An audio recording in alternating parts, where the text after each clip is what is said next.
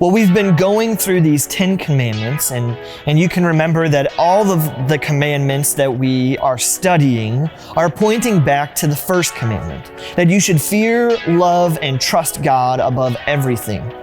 We talked about how we should fear, love, and trust God and hold His name as sacred. We should fear, love, and trust God by trusting Him with our Sabbath day, by saying, you know what, Jesus, I trust you with all of the work that I need to get done, and I'm going to rest in you. And today, as we look at our fourth commandment, we're bridging into a new set of commandments.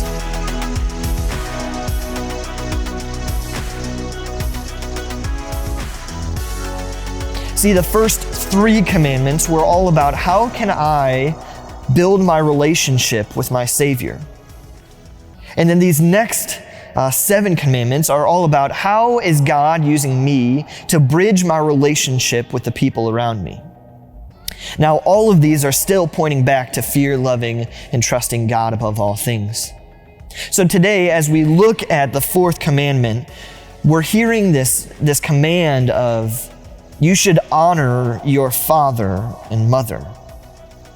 Now, this goes so much deeper than honoring just your father and mother. See, what it means to honor is it means to listen to them, obey them, to value them, to serve them. Now, all 4 of those things, maybe listening is probably the easiest, even though that is not easy at all, is it? And then it goes a little bit further to obey them. So when they say, you know what, Bill, you need to clean your room.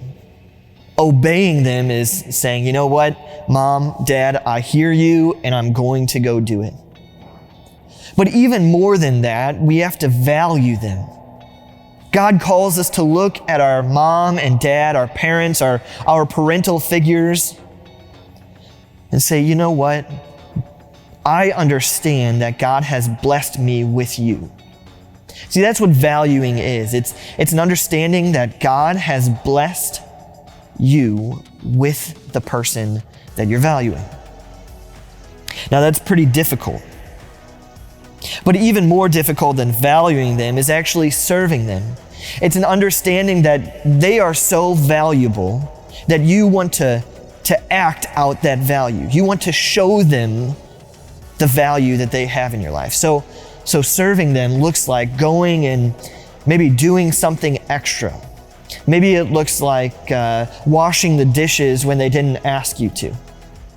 See, we should honor our father and mother by listening, by obeying, by valuing, by serving.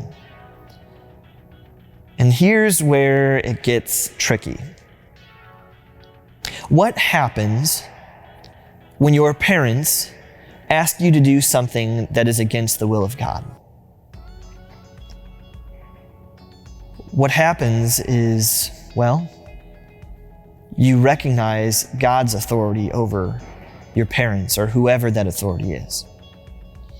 See, there's this story of Jesus in the New Testament when he starts talking about taxes, and one of the Pharisees come up and try to trick him, and they say, should we pay taxes to Caesar? And Jesus says, give me a coin. And he takes out this coin, and it's just like we have a picture of George Washington on our quarters, there's a picture of Caesar on this coin, and he says, whose face is on this coin? And the people say, well, it's Caesar's face. And Jesus says, then give to Caesar what is Caesar's, and give to God what is God's. Honor God by giving Him the authority, but then honor Him too by honoring the people that God has set above you.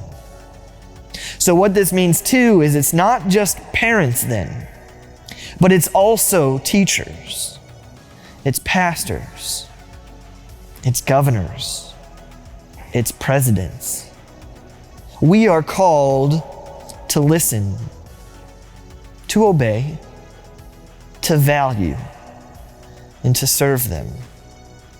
Now again, this is difficult because oftentimes we don't see people valuing or serving or listening or obeying to leaders. But God calls us to give to Caesar, give to the government what is the government's, and give to God what is God's. And see, when our governors, or when our president, or when our teachers or pastors or parents ask us to do something that is not out of line with God's will, we should listen and obey and honor and serve. And when they do ask us to do something that is out of line with God's will, then we need to go with our Savior.